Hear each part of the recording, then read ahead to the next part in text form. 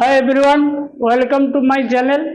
आज हम जो रेनी सीजन में जो कोन थ्रोइंग का प्रॉब्लम होता है, जो ऑटो कॉर्नर लिंक कॉर्नर से आधा आधा कोन पौने पौने कोन फेंक देता है, इसका गहराई से सोचेंगे। इसको कैसे अपन सही करेंगे और वो कैसे वो सही हो पाएगा, उसके बारे में बताने जा रहे हैं। और सबसे बताने से पहले एक चीज़ बताना चाहता हूँ। तो आप लोग मेरे चैनल का मेंबरशिप लीजिए और अपने चैनल को सक्सेसफुल कराइए। और मैं चाहता हूँ इस साल एंड तक अपना कम से कम 25,000 तक सब्सक्राइबर हो जाए और व्यूज भी उसी हिसाब से आ जाए। और मेंबरशिप लेने के लिए मत बोलना, मेंबरशिप लीजिए, तब चैनल का ग्रोथ हो पाएगा।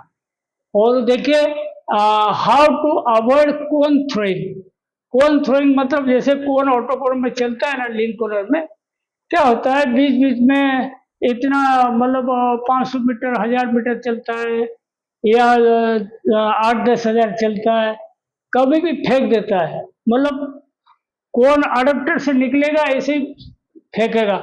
और जैसे कोन जो ड्रम होता है 1400 1500 1600 स्पीड में चलता है, कोन जब फेंकेगा ना, वो गोली का तरह जाता है, गोली का तरह जाता है। वो जो कारीगर जहां से फेंकेगा, वो कारीगर पे लगे ना लगे, बाजू वाला मशीन का कारीगर पे जरूर टकराता है। वो किसी का सर पे लगता है, किसी का आंख में लगता है। वो बहुत डेंजर है, मैंने वो चीज देखा हुआ। और वो बहुत डेंजर रहता है। एक तो मतलब एक्सीडेंट होता है, कारीगर को तुरंत हॉस्पिटल भेजना पड़ता है। वो सब बहुत बड़ा सीरियस मैटर है, ऐसे नहीं होना चाहिए। और कोन थ्रोइंग के लिए देखो ऑब्जेक्टिव क्या क्या है। कोन थ्रोइंग ज़्यादा होगा तो ज़्यादा एक्सीडेंट होगा, तो कोन थ्रोइंग नहीं होगा तो अवॉइड एक्सीडेंट। एक्सीडेंट अवॉइड कर सकते हो अगर कोन थ्रोइंग नहीं होगा तो। स्टॉप हाफ कोन्स, मतलब जो आधा आधा कोन है वो जो चलता है, इसको जमा करके रखो। बिल्कुल इसको रिवाइंडिंग तुरंत मत करो। लीड रिवाइंडिंग ये सब जमा करके रखने के बाद इसको रिवाइंडिंग करना, क्योंकि उसमें धागा है। रिवाइंडिंग नहीं करोगे तो आधी कोन पौने कोन कहाँ ले जाओगे। कोन कास्ट इंक्रीज, जैसे जो कोन फेंक देता है ना, वो पूरा फट जाता है। किसका नोज फट जाता है, किसका बेस फट जाता है। वो पूरा मतलब अडेप्टर साइड हो नोज साइड हो, कोई ना कोई फट जाता है और ऐसे दब जाता है। तो वो कोन कोई काम का नहीं है। तो इसीलिए समझ लो 100 कोन से 5 कोन भी फेंक दिया, 10 कोन भी फेंक दिया ना, वो पूरा डैमेज हो गया। उसका पर कोन आपकी 2 रुपया 30 पैसा, 2 रुपया 40 पैसा से लग जाता है, वो बेकार में जाता है। कोन कॉस्ट बढ़ जाता है, पावर कॉस्ट इंक्रीज। जैसे हाफ कोन फेंक दिया या फुल होने से पहले फेंक दिया, तो वो मटेरियल चलने तक आपकी पावर खर्चा हुआ। तो जब इसको खर्चा हुआ, फिर उसको फिर रिवाइंडिंग करोगे, फिर से खर्चा करोगे, तब जाके कौन बनेगा। तो इस पे पावर कस्ट बढ़ जाता है। लेबर कस्ट क्या, रिवाइंडिंग के लिए आपको आदमी लगानी पड़ेगी, इसलिए लेबर कस्ट बढ़ जाएगा। प्रोडक्शन लॉस, जो कोन बनते बनते डफिंग होने वाला था, इतना साइज 1.5 किलो की जगह 1 किलो 600 1 किलो 700 हुआ था, और फेंक दिया, तो वो तो अपना लॉस रहा, प्रोडक्शन लॉस रहा। फिर से शुरू से इसको रिवाइंडिंग करके लेना पड़ेगा। मॉनेटरी लॉसेस टू कंपनी, कुल मिला के ये सारी चीज जो है वो कंपनी को मॉनेटरी लॉस हुआ, भयंकर लॉस हुआ। Speed we have to reduce. अगर बार बार थ्रोइंग करेगा, समझ लो आप नाइट शिफ्ट का सुपरवाइजर देखा बहुत कोड फेंक रहा है, तो आप ऑटो कॉर्नर तो बंद नहीं कर दोगे, तो आप क्या करोगे, मजबूरी होकर पूरा स्पीड कम करना पड़ेगा। जैसे 1600 एमपीएम में चल रहा था, तो इसको फिर 1400 1300 ऐसे ही करना पड़ता है। तो ऐसे करने से बहुत दिक्कत है, ऐसे करना नहीं। और ज्यादा से ज्यादा क्या करना, आप इसको एक ग्रुप में सेट कर देना। जैसे थ्रो कर रहा है ना, जो कलर का, जैसे आपके 4 वैरायटी का कौन चल रहा है, सारे तो थ्रो नहीं करता, जो वैरायटी का कौन थ्रो करता है, ये 10-20 ड्रम का अलग एक ग्रुप बना देना। वहां पे थोड़ा स्पीड कम करके चला लें, होल पूरा खाते का स्पीड कम नहीं करना। Bobbin shortage in ring frame, जैसे कोन थ्रोइंग करेगा तो ऑटोकोन का प्रोडक्शन ऑटोमेटिक घट जाएगा। ऑटोकोन का प्रोडक्शन घट जाएगा तो आपके बॉबिन रिलीज नहीं हो पाएगा, रिम फ्रेम में बॉबिन शॉर्टेज होगा। Utilisation loss in rim frame, अगर बॉबिन शॉर्टेज हुआ तो रिम फ्रेम बंद गया तो फिर आपका रिम फ्रेम में यूटिलाइजेशन कम हो जाएगा। हार्वेस्ट परसेंटेज इंक्रीज, ये कैसे होता है? जैसे आपने कौन थ्रोइंग कर दिया, जैसे थ्रो कर दिया तो तुरंत थोड़ी आप लगा दोगे रिवाइंडिंग में, उसका देखना पड़ेगा कितना लेयर तक खराब हो गया या कट गया या जो फेंका उस पर कितना डैमेज हो गया, तो इतना साफ करके फिर रिवाइंडिंग में लगानी पड़ेगी। तो कुल मिला के हार्वेस्ट परसेंटेज बढ़ेगा। मेडिकल एक्सपेंसेस इंक्रीज, जैसे जिसको चोट लगेगा इसको तो आप हॉस्पिटल लेके जाओगे, हॉस्पिटल में लेके जाओगी, दवाई लगेगा, ले जाने आने का खर्चा लगता है, तो कुल मिलाकर इसको कंपनी को देना पड़ता है। तो इसमें कंपनी को मेडिकल एक्सपेंसेस बढ़ जाता है। अब्सेंटिज्म इंक्रीज इन ऑटोकोनर, जैसे कोन थ्रोइंग बीमारी चालू है तो कारीगर डर के मारे ड्यूटी नहीं आएंगे, बोलेगा यार हम नहीं जाते यार, कौन फेंक रहा है, आंख में लगेगा और मुंह में लगेगा, सर पे लगेगा, तो वो एब्सेंट मारना चालू कर देते हैं, तो एब्सेंटिज्म बढ़ जाता है।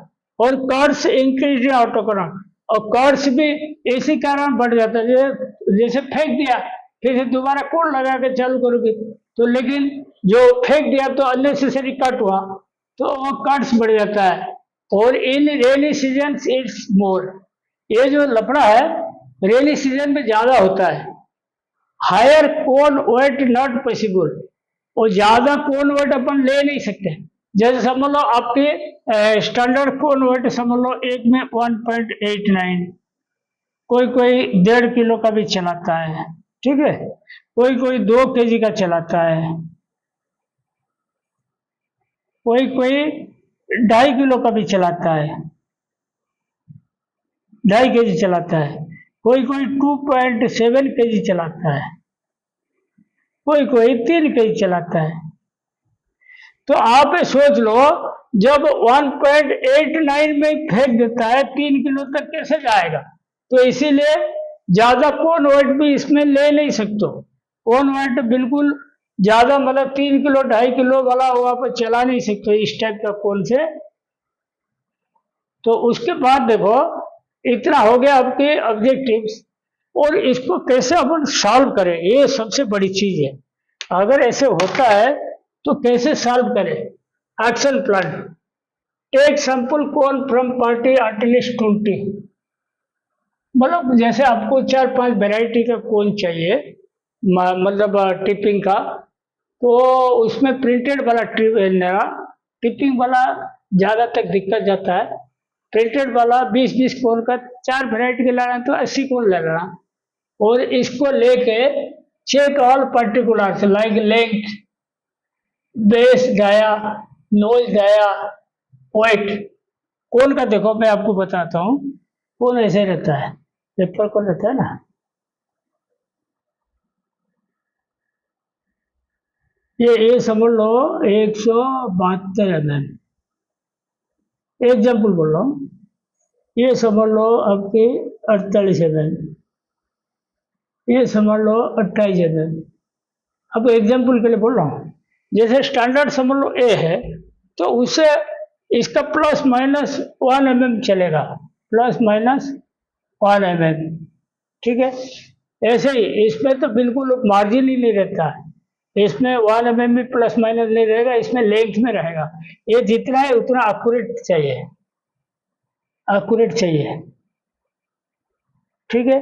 जैसे कोन वेट है, कोन वेट समझ लो 40 ग्राम का, ठीक है, ±2 ग्राम चलेगा, अलाउ है।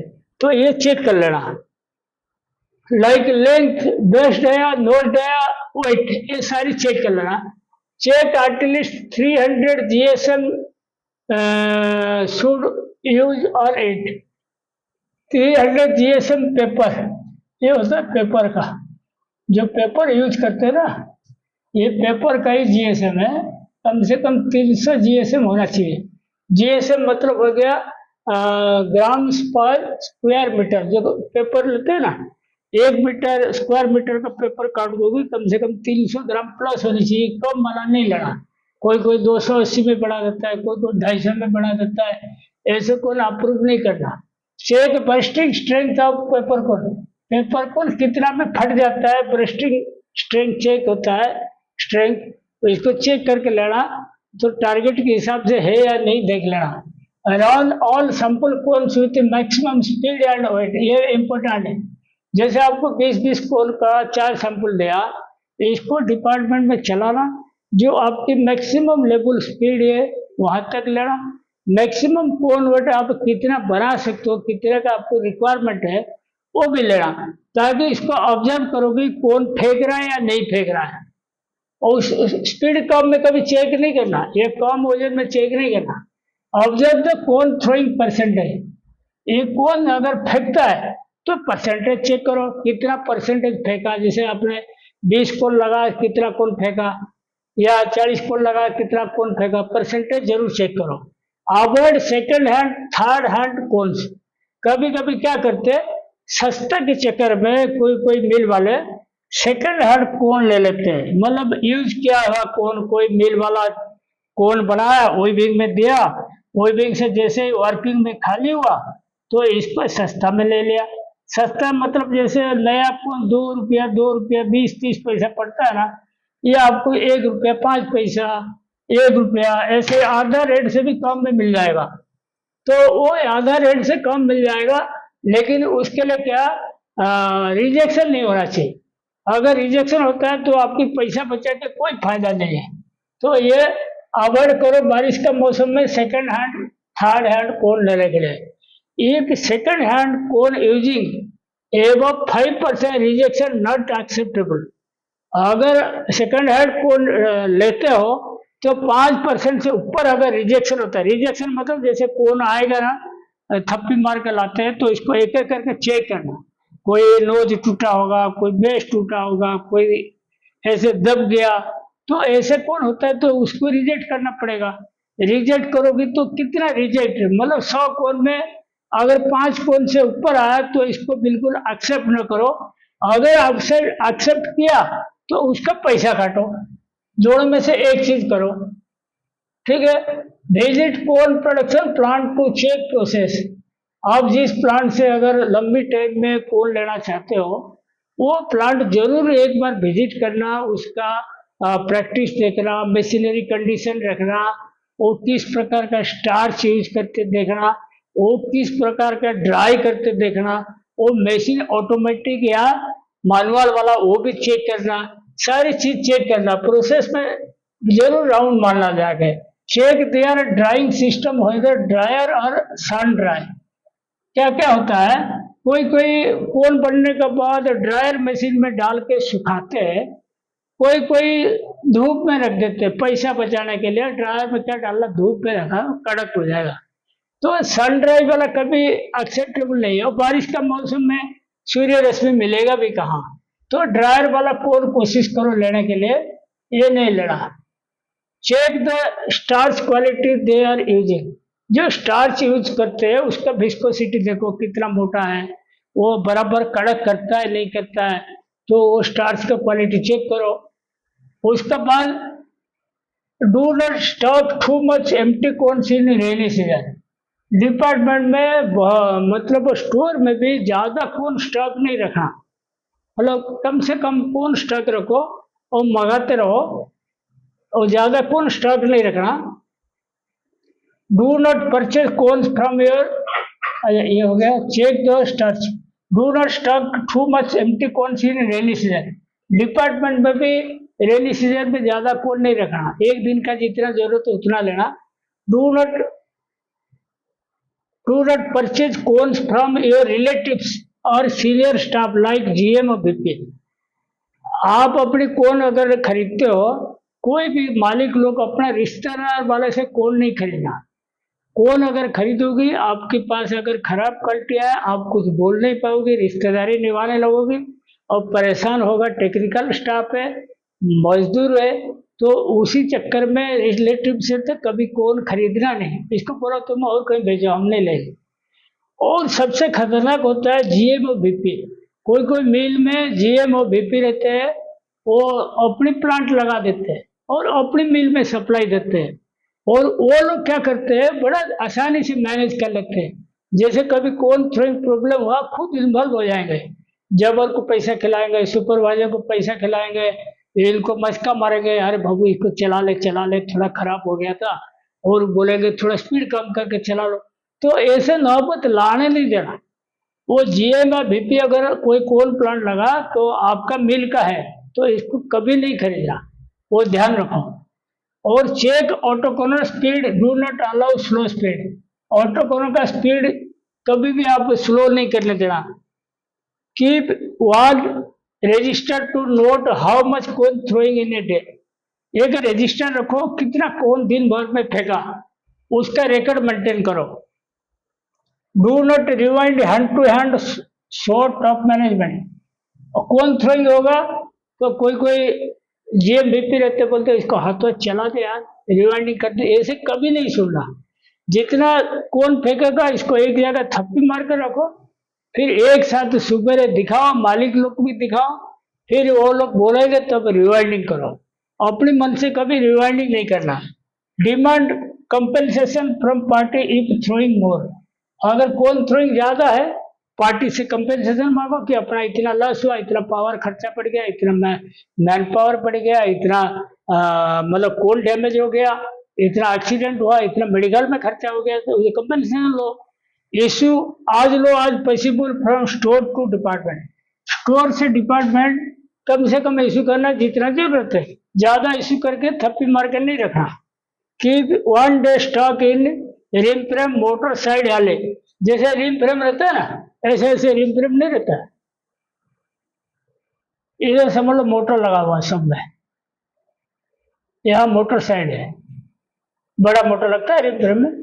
तो ये जो वीआईपी वाली रहता है ना, इसी में कोन रखो, स्टक करके रखो। तो इसे कोन स्टक करके रखेंगे तो थोड़ा गर्म रहेगा। गर्म रहेगा, कागज क्या जनरली बारिश का मौसम में नमी पकड़ लेता है, सॉफ्ट हो जाता है, तो यहाँ रखोगी थोड़ा मैनेज हो जाएगा। ठीक है। Keep one day stock in the rim frame motor side वाले। During cone tipping dry cones hanging heating lamps. जैसे कोन टिपिंग करते हो ना, ऊपर हीटिंग लैंप लटका के रखना, पूरे नजदीक से इतना ऊपर रहे जैसे पेपर कोन से, तो गर्म करके रखेगा और टिपिंग भी जल्दी सूख जाएगा, कोन भी कड़क हो जाएगा।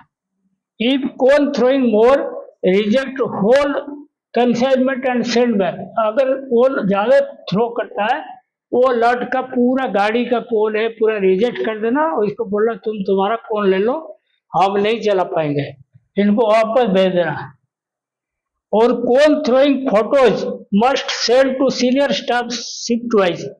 सुपरवाइजर जबर को ये इंस्ट्रक्शन देना, कौन जो फेंकेगा वो हमको फोटो भेजना, कितना कौन हो गया जमा, कैसे कैसे फेंका, किसका चोट लगा उसका भी फोटो ले लो, ये सब भेजते रहना, तब जाके ये कौन थ्रोइंग का प्रॉब्लम सॉल्व होगा। ये बारिश का मौसम के लिए बहुत अहम मतलब वीडियो है, इसको आप देखिए, इसका पूरा एक्शन प्लान जो बताया उसी हिसाब से चलिए, आपके कौन थ्रोइंग नहीं होगा, प्रोडक्टिविटी बढ़ेगा, आपकी मॉनेटरी लॉस नहीं होगा। और आज का टॉपिक मैं यहीं पे समाप्त करता हूँ। Thank you.